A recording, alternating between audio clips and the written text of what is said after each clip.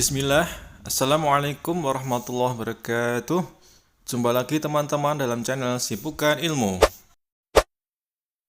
Baik, pada pertemuan pertama kita akan membahas materi pembahasan dan soal-soal uji kemampuan umum perawat terampil CP3K.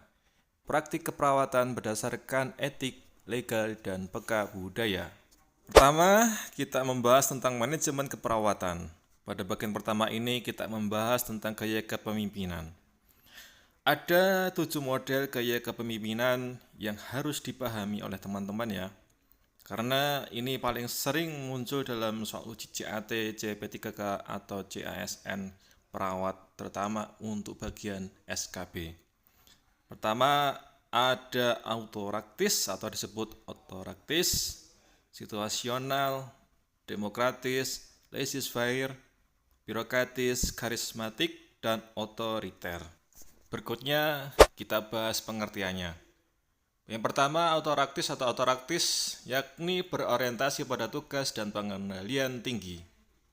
Kedua, situasional, bergantung pada situasi dan menyesuaikan dengan tuntutan saat ini. Ini saya kasih clue ya, singkat saja, dihafalkan.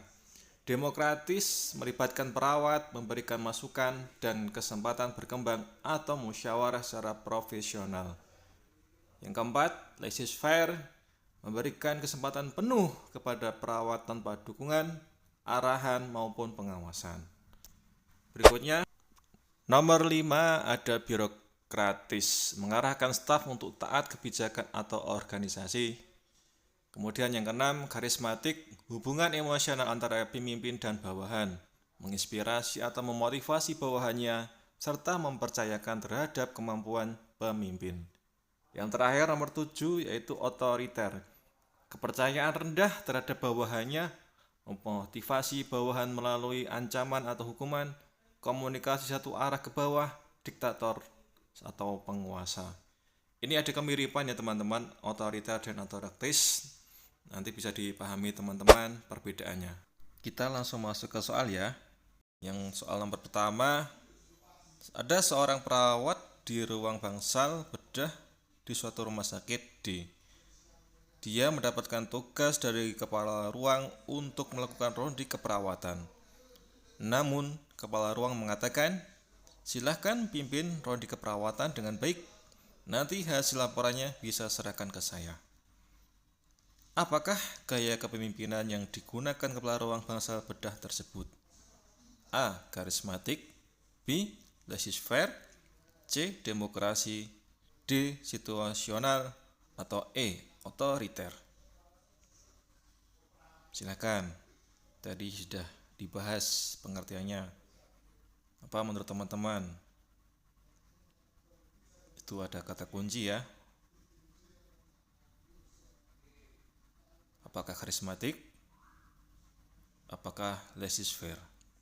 Atau situasional?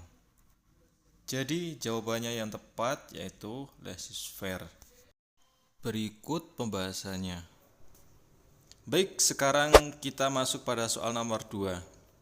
Ada seorang perawat di bangsal bedah rumah sakit D.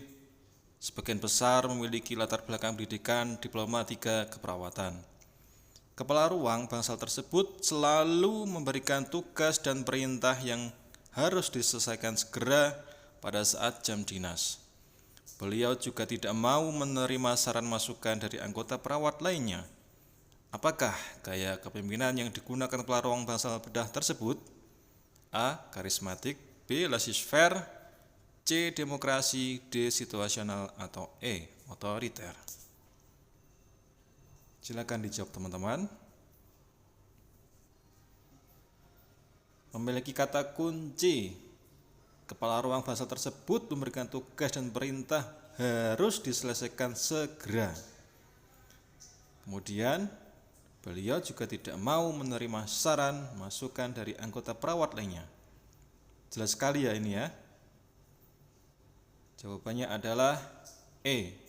Otoriter. Berikut pembahasannya. Baik, sekarang kita langsung ke soal nomor 3. Seorang direktur rumah sakit D selalu mengambil keputusan sendiri, walaupun banyak staf anggota rumah sakit yang memiliki latar pendidikan yang setara dengan direktur rumah sakit tersebut. Beliau selaku direktur selalu memberikan beban kerja di luar aturan yang sudah ditetapkan dan jika menyampaikan keputusan tanpa proses musyawarah terlebih dahulu. Akan tetapi, beliau cenderung melakukan pendekatan ke staf anggotanya untuk mengikuti cara yang efisien dan disiplin terhadap situasi yang sedang dihadapi bersama. Apakah gaya kepemimpinan yang digunakan direktur rumah sakit tersebut? A. Otoraktis. B. Laissez-faire. C. Demokrasi. D. Situasional. Atau E. Otoriter. Silakan bisa dijawab teman-teman. Ini hampir mirip dengan soal sebelumnya ya. Cuman di sini ada perbedaan mencolok. Jawabannya adalah A. Otoraktis. Kenapa?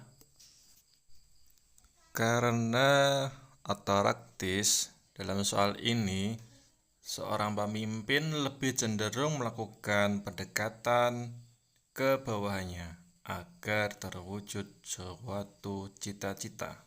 Itu ya teman-teman. Hampir mirip ya dengan otoriter. Cuman otoriter itu sangat diktator, penguasa. Semuanya nggak boleh dilakukan kecuali pemimpin saja. Namun pada otoraktis sedikit melunak ya seorang pemimpin ya. Baik, untuk pertemuan pertama kita cukupkan ya. Semoga dimudahkan untuk pertemuan berikutnya. Insya Allah. Subhanakallahumma wa bihamdika asyhadu alla ilaha illa anta astaghfiruka wa atubu ilaik.